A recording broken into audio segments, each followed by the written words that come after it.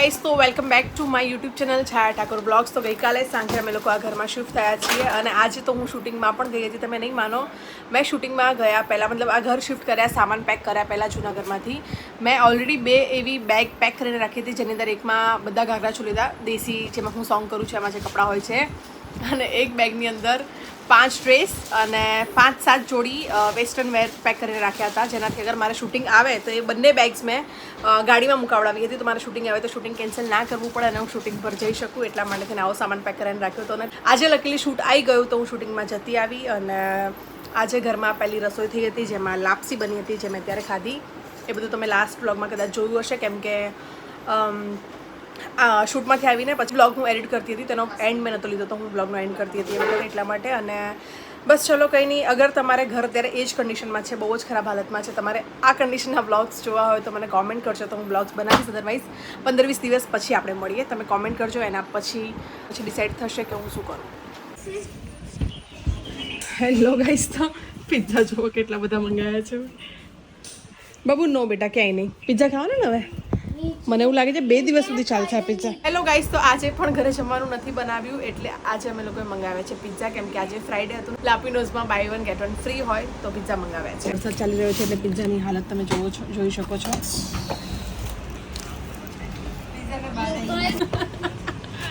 Hello guys, તો આમાં ગુજરાતી થાળી છે, પપ્પાનું જમવાનું. તો ખબર નહીં આ કયો વાળો પિઝા મંગાવ્યો છે, મશરૂમ વાળો કંઈક છે. અને આ કયો હતો, આઈ થિંક પનીર ટિક્કા અને 7 ચીઝ અમે લોકો ખાઈ ગયા છીએ. પણ આની અંદર અને નીચે આખો પેક હજુ પડેલો છે. હેલો ગાઈસ, તો રાતના 12:30 વાગ્યા છે અને હજુ સુધી અમારું એસી ફિટ નથી થયું, કેમ કે આજે પણ બહુ જ વરસાદ આવ્યો હતો સાંજે. બાય ધ વે આજે 14 તારીખ હતી, 14 તારીખના સાંજે બહુ વરસાદ આવ્યો હતો, તો એના કારણે એસી ફિટિંગ કરવા માટે જે આવવાના હતા એમનું કેન્સલ થયું. અને આજે પણ અમે લોકો આવી રીતે સ્લાઇડર હટાવીને નીચે ગાદલા પાથરીને સૂવાના છીએ. અને બસ કંઈ નહીં, જમીને પછી મેં તો વ્લોગ એડિટ કર્યો. નિશા મમ્મીએ થોડું ઘણું કામ કર્યું અને પછી વ્લોગ એડિટ કરીને હું ગઈ હતી નાહવા. મારે હેડ વોશ કરવું હતું, થઈ ગયું છે. અને હવે ખાઈશું એક મેંગો. 2 દિવસથી આ કામમાં મેંગો ખાધી નથી ને હવે એવું લાગી રહ્યું છે કે વરસાદ આવશે એટલે સિઝન જતી રહેશે મેંગો ખાવાની. તો ફ્રીઝમાં એકદમ ઠંડી કરીને લાવી છું, હવે ઘરે હું ખાઈશ. ચલો મળીએ આપણે સવારમાં. હેલો ગાઈસ, શોરૂમની હાલત જોઈને એવી જ છે. કેરી નિશાબેન કેરી ખાઈ છે, એસી ફિટ નથી થયું, નિશાબેન સૂતા છે, બબુ પપ્પા ઉપર સૂતેલા છે. હેલો ગાઈસ, તો હું પી રહી છું ગરમ પાણી વિથ હની લેમન. ગાઈસ, તો રાત્રે પિઝા લાવ્યા, તેમાંથી 2 આખા બોક્સ બચ્યા છે. આ 2 પીસ મેં ઉકાળ્યા છે. આની અંદર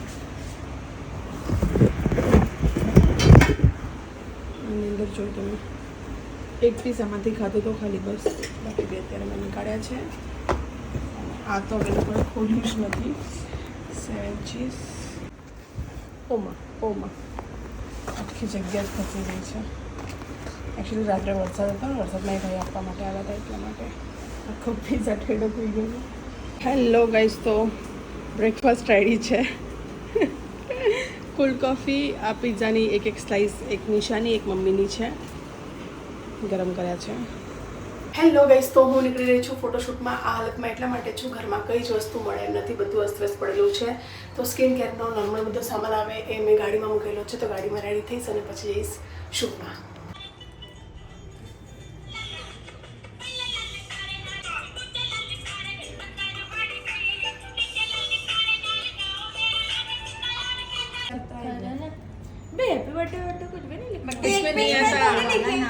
ये आइसक्रीम केक इसके ऊपर नहीं लिख सकते. હેલો ગાઈસ, તો આજે અમારા સ્ટુડિયોમાં આફરીન ભાભી છે, એમનો બર્થડે છે, તો બધા કેક લઈને આવ્યા છે, તો સેલિબ્રેશન કરીશું અત્યારે.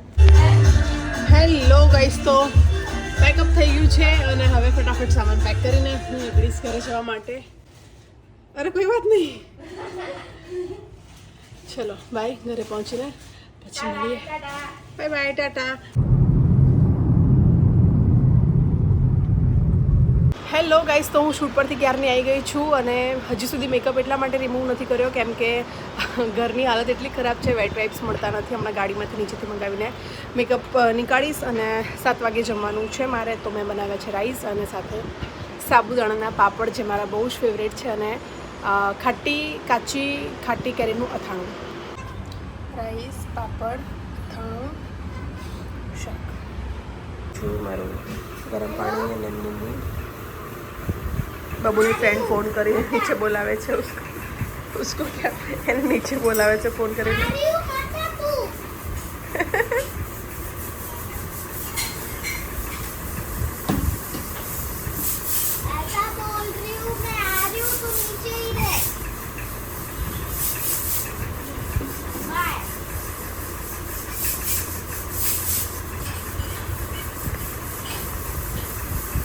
બાબુ શું પીવે છે બેટા? શું પીવે છે? ઓકે. હેલો ગાઈસ, તો હું બટાકાની ભાજી બનાવું છું અને બટાકા ઓવરકુક થઈ ગયા છે. એકદમ હવે વધારે અલગ થાય તો એકદમ મસાલો થઈ જશે.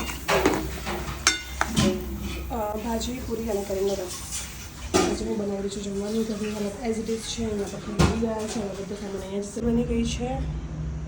હવે પૂરી બનાવીશ. ભાજી આવી થઈ ગઈ છે કેમ કે બટાકા બહુ વધારે કૂક થઈ ગયા હતા.